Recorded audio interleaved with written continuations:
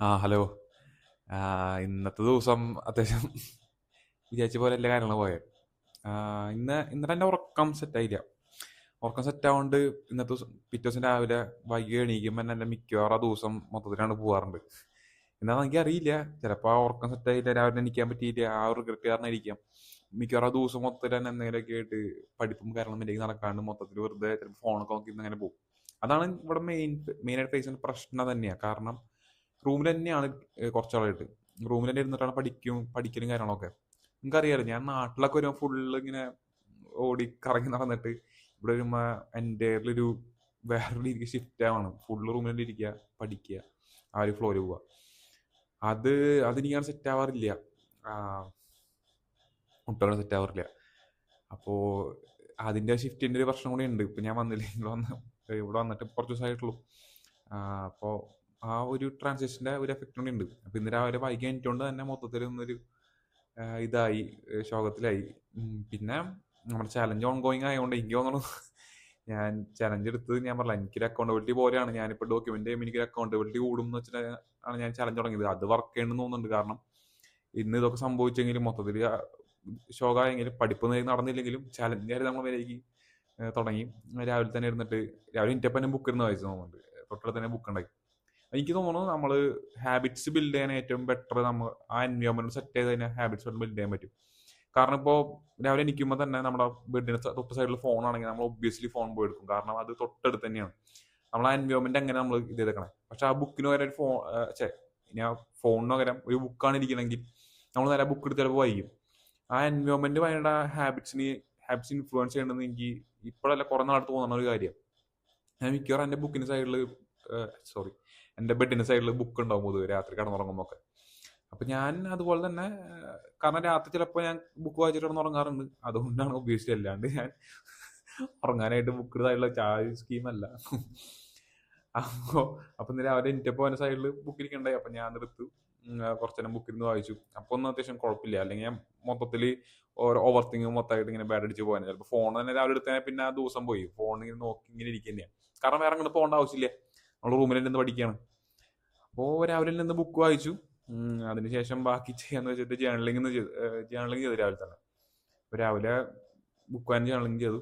ഇനിയിപ്പോൾ ബാക്കിയുള്ളത് മെഡിറ്റേഷൻ വർക്കൗട്ടാണ്. പിന്നെ അങ്ങോട്ട് കുറച്ച് പുറത്തുകൊണ്ട് ആവശ്യമുണ്ടായിരുന്നു. വണ്ടി വീണ്ടും പണി കിട്ടി. അപ്പോൾ വണ്ടി ശരിയാക്കാൻ വീണ്ടും പോയി. അവിടെ കുറച്ചൊരു ഓട്ടം വന്നു.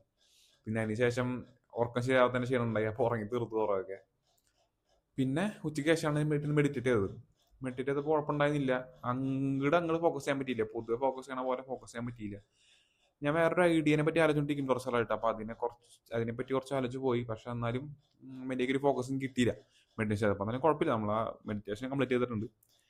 പിന്നെ ഇതിനുള്ള വർക്കൗട്ട് മാത്രമാണ്. അപ്പോൾ നിങ്ങൾക്കറിയാലോ, ഞാനിപ്പോൾ കുറച്ച് ദിവസമായിട്ട് ശരിക്കും എൻ്റെ വർക്കൗട്ട്, ഈ കാലിസ്റ്റനിക്സ് വർക്കൗട്ട് എന്ന് പറയുന്നത് വീക്കിലി 2 ദിവസമാണ്. ശനി ഞായറാണ് വർക്കൗട്ട് പൊതുവെ ഉള്ളത്. പക്ഷെ നാട്ടിലാണെങ്കിൽ കുറച്ച് മിസ്സായതുകൊണ്ട് എൻ്റെ അടുത്ത് വന്ന് എടുത്തോളം പറഞ്ഞിട്ടുണ്ട് ഈ തിങ്കളും ബുധനായിട്ട്. അതുകൊണ്ടാണ് ഈ വീക്കിൽ ഇത്ര തിങ്കളും ബുധനും വർക്കൗട്ട്. ഇനിയിപ്പോൾ ശനി ഞായർ ഉണ്ടാവും. ഞായറാഴ്ച എനിക്ക് അറിയില്ല, ഈസ്റ്റർ ആയതുകൊണ്ട് ബാക്കി ദിവസങ്ങളിൽ വർക്കൗട്ട് ഉണ്ടാവും. അപ്പോൾ തിങ്കളും ബുധനും നമ്മൾ വർക്കൗട്ടിന് പോയി. അപ്പോൾ ഇനിയിപ്പോൾ ഓവറായി നമ്മൾ ചെയ്ത് കഴിഞ്ഞാൽ ഇഞ്ചുറി പറ്റാനുള്ള ചാൻസ് ഉണ്ട്. അപ്പോൾ ഇന്ന് മിക്കവാറും സ്ട്രെച്ചിങ്ങും പരിപാടി ആയിരിക്കും.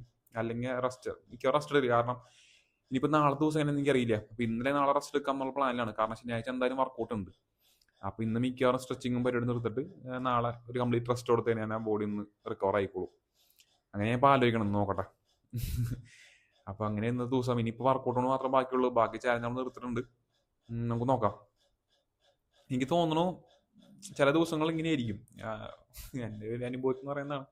പഠിക്കുന്ന സമയത്താണെങ്കിലും ഇപ്പോഴും പഠിക്കുന്നുണ്ട്, പഠിക്കില്ലെന്നല്ല, മുന്നേ ആണെങ്കിലും ചില ദിവസങ്ങളിൽ ഇങ്ങനെ ഇരിക്കും. നമ്മൾ മൊത്തത്തിൽ ഒരു ബാഡായിരിക്കും. പക്ഷെ എന്നാലും ചെറിയ ചെറിയ രീതിയിൽ എഫേർട്ട് ഇട്ട് മുന്നോട്ട് പോകാൻ തന്നെ വേണം. എന്നാലാണ് നമുക്ക് വിചാരിച്ച കാര്യങ്ങൾ ചെയ്യാൻ പറ്റുള്ളൂ. ഇന്ന് വൈകുന്നേരം ഞാൻ പറഞ്ഞില്ലേ, മറ്റേ 3 ചലഞ്ച് നമ്മൾ ചെയ്തിട്ട് വർക്കൗട്ട് മാത്രം ബാക്കി ഉണ്ടായിരുന്നുള്ളൂ. വർക്കൗട്ട് എന്നൊക്കെ വിചാരിച്ചാ, പക്ഷെ ഇന്ന് വാഴ 2 ഇറങ്ങിയിരുന്നില്ല. വാഴ 2 കാണാനുള്ള പ്ലാനിൽ പോയി. മോനെ കണ്ടു, ഒരു രക്ഷയില്ല. സീമടം ഭയങ്കര ഭയങ്കര റിലേറ്റബിൾ ആണ് പടം. ഇപ്പൊ എന്താ പറയാ, ഇപ്പോ എനിക്ക് തോന്നുന്നു നിങ്ങൾ മിക്കവരും ഇപ്പോൾ യൂട്യൂബിലും ഷോർട്സ് ഇൻസ്റ്റാഗ്രാമിലൊക്കെ ആയിട്ട് അതിന്റെ കുറെ ആക്ടിങ്ങും എന്റർടൈനറും ഒക്കെ ആയിട്ട് ഫുള്ള് പറയാനുണ്ടാവും. പക്ഷെ അതിലുപരി ഇമോഷണൽ ആണെങ്കിലും പിന്നെ അതിൽ കുറെ മെസ്സേജും പറയുന്നുണ്ട്. ഇപ്പൊ നമ്മുടെ നാട്ടില് നടക്കുന്ന പല കാര്യങ്ങളെ പറ്റിയും, ഇപ്പൊ മെയിനായിട്ട് യൂത്തിനെ ബാധിക്കുന്ന പല കാര്യങ്ങളെ പറ്റിയും കുറെ കാര്യങ്ങൾ പറയുന്നുണ്ട്. ഓഹ്, ഈ ഞാൻ ആകെ ഇമോഷണൽ ഇതായിരിക്കുക പടം കണ്ടിട്ട്. കുറെ ഹിറ്റ് ചെയ്യും. ബയോപിക് ഓഫ് ബില്യം ബ്രോസ് എന്ന് പറയുന്നത് വെറുതല്ല, സീനാണ്. ഇപ്പോൾ ഞാൻ അധികം സ്പോയിൽ ചെയ്യില്ല, പേടിക്കണ്ട. ഇപ്പോൾ നമുക്ക് പുറത്ത് കൂട്ടുകാരന്മാരുണ്ടാവും, പിന്നെ അനിയന്മാരും അനിയത്തിമാരും അവരൊക്കെ ഉണ്ടെങ്കിൽ അവരായിട്ടുള്ള പ്രശ്നങ്ങളൊക്കെ ഉണ്ടാവാം, അല്ലെങ്കിൽ അങ്ങനെ പല പല സിറ്റുവേഷൻ നമുക്ക് ഉണ്ടാവും. അതൊക്കെ ഇങ്ങനെ അതിനെ പറ്റിയൊക്കെ പറഞ്ഞുകൊണ്ട് പടത്തിൽ സീനാട്ടോ. ഞാൻ പറയാം, പടം കഴിഞ്ഞിട്ട് ഭയങ്കര ഇമോഷണൽ ആയിരിക്കുക, ആ കൂടി ഇമോഷണലിനെ ക്ലൗഡഡ് ആയിരിക്കുക. അതാണ് ഇത്ര പറഞ്ഞത്, അല്ലെങ്കിൽ പറഞ്ഞില്ല. സീൻ പടം ഒരു രക്ഷയില്ല. പിന്നെ അവർ നമ്മൾ കണ്ട് ഇൻസ്റ്റാഗ്രാം യൂട്യൂബിലൊക്കെ കണ്ടു വളർന്ന് പറയാൻ പറ്റില്ല, കണ്ട് ശീലിച്ച അവരൊക്കെ സിനിമയിലൊക്കെ കയറുമ്പോൾ അതിൻ്റെ ഒരു സന്തോഷം വേറെ. സീൻ ഒരു രക്ഷയില്ല. അപ്പോൾ അത് കഴിഞ്ഞു, പടം കണ്ടു കഴിഞ്ഞാൽ ഒന്ന് സമയം ഇപ്പോൾ 10 മണിക്ക് എടുത്തായിട്ടുണ്ട്, 10 മണി ആയിട്ടുണ്ട്. വർക്കൗട്ട് കഴിഞ്ഞിട്ടില്ല. ഞാൻ പറഞ്ഞില്ലേ, സ്ട്രെച്ചിങ് ഒന്ന് മെയിനായിട്ട് ചെയ്യുള്ളൂ. നാളെ ഫുൾ സ്ട്രെച്ച് ചെയ്യുന്ന ആലോചിച്ചുണ്ടായ 10 മണിയായി. ഞാൻ ആലോചിക്കുക എന്താ ചെയ്യണ്ടെന്ന്. പിന്നെ ആലോചിച്ചു, നമ്മൾ ഇന്നിപ്പോൾ സ്ട്രെച്ച് ചെയ്യും, ഇനിയിപ്പോൾ നാളത്തേക്ക് മാറ്റി വെച്ചാൽ നാളെ എന്ത് പണി വരാമോ എന്ന് പറയാൻ പറ്റില്ല. അപ്പൊ ഇന്ന് തന്നെ സ്ട്രെച്ച് ചെയ്യുന്ന ചോദിച്ചു, രാത്രി തന്നെ സ്ട്രെച്ച് ചെയ്യുന്ന ചോദിച്ചു. നോട്ടെ, ഇനി സ്ട്രെച്ച് ചെയ്തിട്ട് എപ്പോഴാണോ നോട്ടെ, നോക്കിയിട്ട് കാണാം. അപ്പൊ ശരി.